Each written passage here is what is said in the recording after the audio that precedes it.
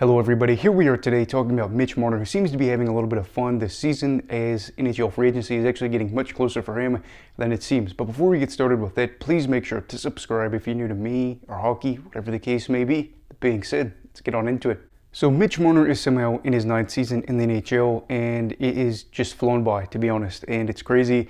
But in that time, there's been just a plethora of emotions that he's had to go through, I'm sure, with this team and with this fan base. A lot of negative, of course, stemming from the playoffs, but it's not like that there hasn't been anything that's been good. Moving away from what was a terrible, kind of end of the season last year, it's been kind of back to the regular season narrative where things have gone really well in that regard. And this case in this season isn't really any different. There's a lot of good things to talk about. And again, despite all the pressure, things have gone pretty well. We have seen what would have been possibly a year that he kind of crumbles underneath the weight of expectations and how things have kind of gone.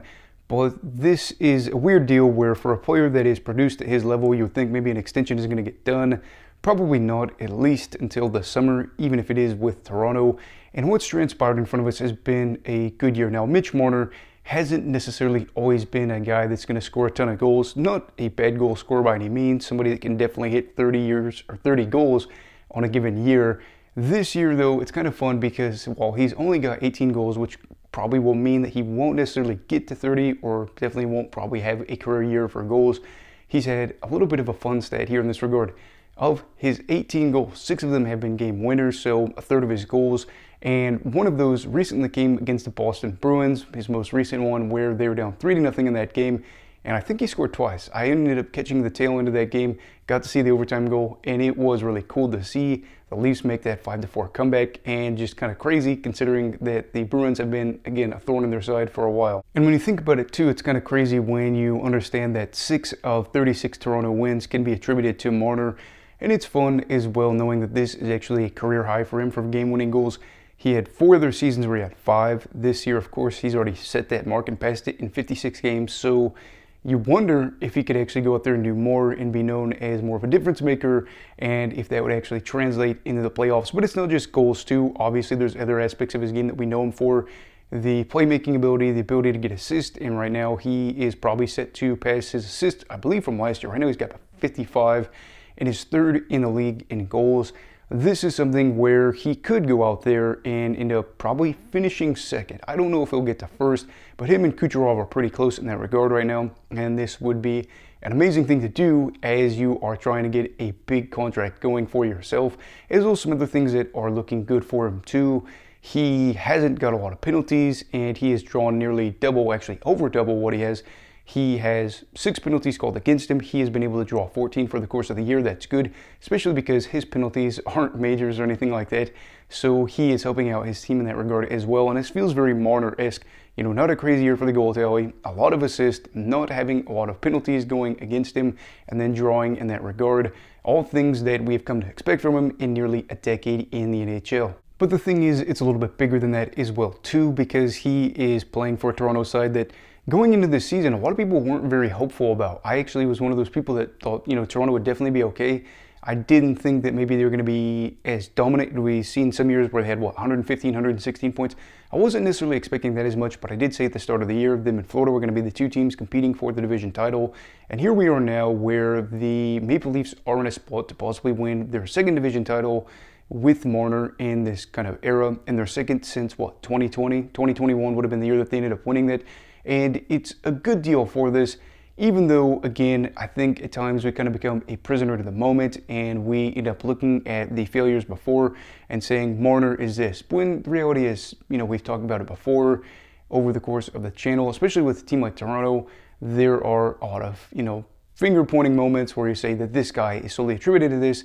And I can tell you for all the failures, there isn't exactly just one guy to blame for all the shortcomings for this team. And likewise, we can look back to what's been a very promising year or tenure for Marner with the Maple Leafs over the past nearly 10 years. 2 division titles, a ton of playoff appearances. We have to remember where this team was just before him and Matthews and all of these guys ended up getting their way. They weren't a playoff team.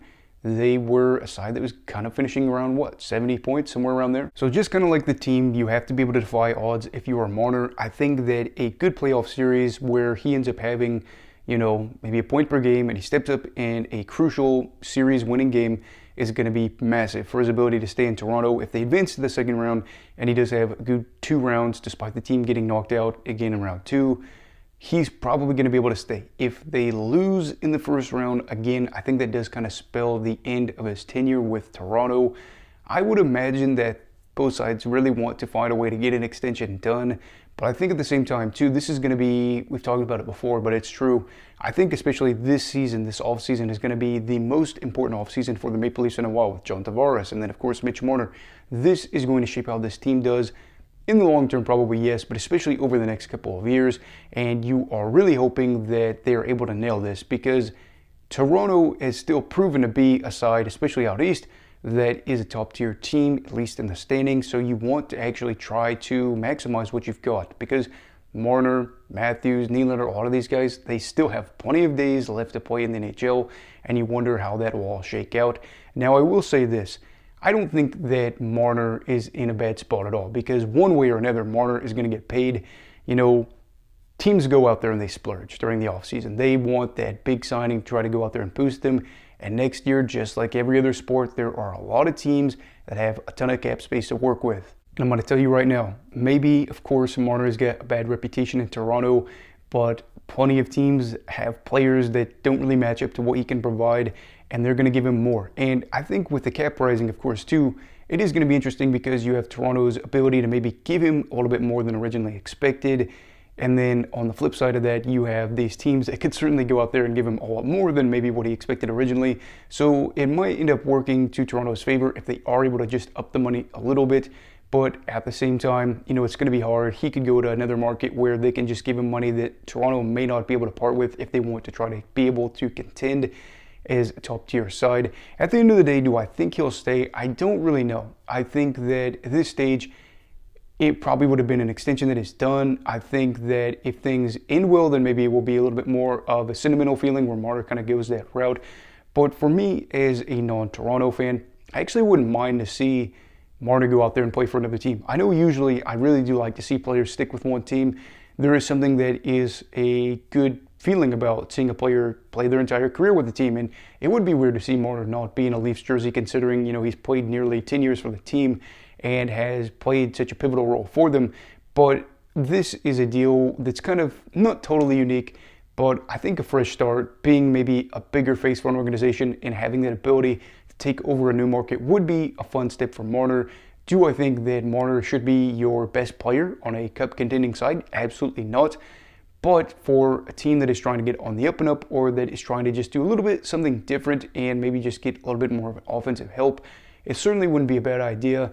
And at the end of the day, kind of again, circling back to Marner himself, he's going to be sitting on a big pile of money, living life, and that is obviously a good thing for him. I wish I could be a millionaire, maybe one day, but for himself, you know, he's probably got a lot on his mind, but seems to be doing pretty well in terms of playing hockey right now. And we'll see what happens come crunch time, because that's what it's all about, right? So anyway, what are your thoughts as we are getting closer and closer to free agency? Do you think Marner will be a guy that is on a new team? And what do you think his new contract will look like? Let me know down below in the comments. Also, please make sure to like this video if you enjoyed it. Subscribe if you're new. Everybody stay safe. Have a great night. And you love hockey, all right? Goodbye, Brigadiers and Brigadettes. This is your captain signing off. Have a great night.